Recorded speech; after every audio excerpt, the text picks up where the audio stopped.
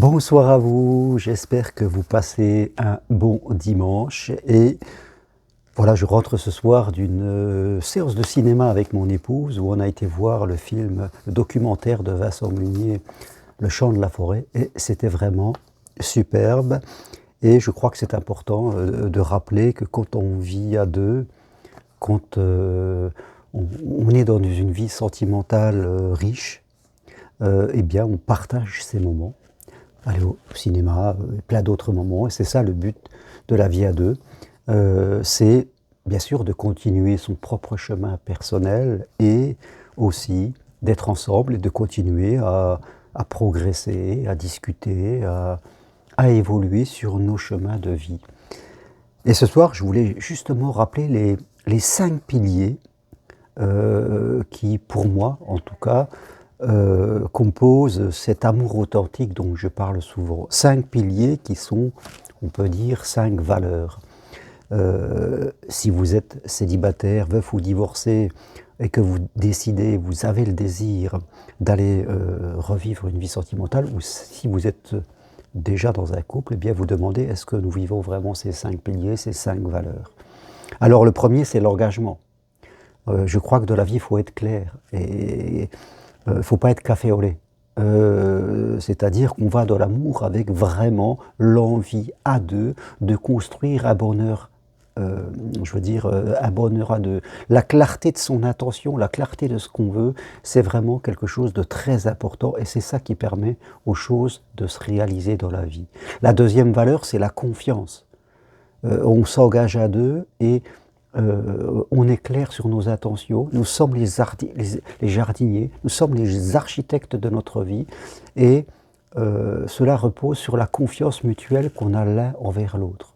Donc la confiance que j'ai avec la personne avec qui je vis, une confiance mutuelle partagée est quelque chose de complètement fondamental. Troisième, je dirais, pilier, bien le respect. Nous vivons avec une personne qui est différente de nous et nous acceptons sa différence, et nous faisons de nos différences cumulées vraiment les murs porteurs de notre couple. C'est très très important, le respect de l'autre personne dans la parole, dans l'écoute, voilà, dans toutes les choses que l'on va vivre au quotidien. Sans respect, rien n'est possible. L'entraide mutuelle, parce que nous sommes ensemble. Et quand on vit avec une personne, eh bien, on découvre sa lumière, mais on découvre aussi ses blessures parfois. Eh bien, nous sommes vraiment là pour l'aider dans ses projets, dans l'accompagnement qu'elle fait. Nous sommes son supporter, c'est très très important. L'entraide mutuelle est une chose fondamentale pour vivre un couple heureux. Et la dernière des valeurs, le dernier pilier, la bienveillance. Eh bien, nous sommes bienveillants mutuellement l'un envers l'autre. Nous ne sommes pas des êtres parfaits. Parfois, on peut faire des erreurs, on peut se tromper, peu importe. Mais nous sommes bienveillants l'un envers l'autre. Et le pardon entre nous est quelque chose d'important. Si parfois, sans le vouloir, on peut se blesser, on peut avoir un mot de travers, on peut réagir à une blessure, mais voilà, cette bienveillance nous permet, voilà, de ne pas nous arrêter parfois sur certains comportements et de passer directement à autre chose. Ces 5 valeurs ont aussi leurs antivaleurs, c'est-à-dire le contraire. L'engagement, qu'est-ce que c'est? Eh bien, c'est le doute, c'est le chacun chez soi, c'est j'y vais un petit peu, je mets un doigt, puis si ça va, j'en mets 2, puis si ça va, j'en mets 3. Voilà, vraiment, on ne s'engage pas, on est mou. Le deuxième, la confiance, eh bien le contraire de la confiance, c'est la méfiance. Je ne fais pas confiance, je suis méfiant des autres, même par rapport à la personne avec qui je vis. Et forcément, si je suis méfiant, eh bien, ça va impacter notre vie. Le respect, eh bien non, c'est l'irrespect. Je ne respecte pas, je projette mes attentes, je veux changer l'autre pour qu'il corresponde à ce que je voudrais qu'il soit, je le critique, je le juge, voilà. L'irrespect, là aussi, quelque chose qui va vraiment impacter notre relation. Eh bien, la valeur, l'entraide, eh bien non. L'autre se débrouille, hein, chacun ses problèmes, hein, si la personne se trompe, eh bien là aussi je vais la critiquer, je vais la juger, je m'occupe de mes affaires, toi tes affaires, ça, chacun son compte, peu importe, tes problèmes c'est les tiens. Et là aussi, difficile de vivre à deux et que ça dure dans le temps. Et le dernier, la dernière antivaleur, le contraire de la bienveillance, eh bien c'est quelque part le jugement, la critique, par rapport à ce que fait l'autre, par rapport à ce qu'il est.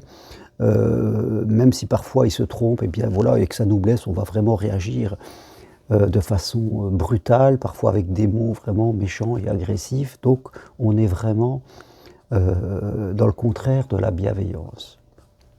Alors, ce qui est important de retenir, mes amis, c'est que dans ces 6 valeurs, et ces 6 valeurs, elles correspondent un peu à qui nous sommes en tant qu'êtres humains. Nous sommes tous dans la séparation. Nous avons tous en nous de la lumière et de l'ombre. Nous avons tous en nous ces valeurs d'amour ouvertes et nous avons tous ces antivaleurs qui font de nous des personnes fermées. Ça provient souvent de notre enfance, de notre histoire, mais à un moment, il faut se poser la question, aujourd'hui, il ne faut pas toujours dire que c'est mon passé, il y a un moment, nous sommes responsables de notre vie, et on décide de se poser la question, qu'est-ce que je nourris aujourd'hui? On se regarde en face, on se regarde dans la glace, et on se demande, qu'est-ce que je nourris, moi, dans ma vie aujourd'hui, chaque jour, au travers de mes mots, au travers de mes pensées, au travers de mes comportements, au travers je dirais, de mes émotions. Est-ce que je nourris ces valeurs universelles d'amour, d'ouverture, de lumière, ou est-ce que je nourris, en fin de compte, les antivaleurs de méfiance, voilà, de critique, de jugement, voilà.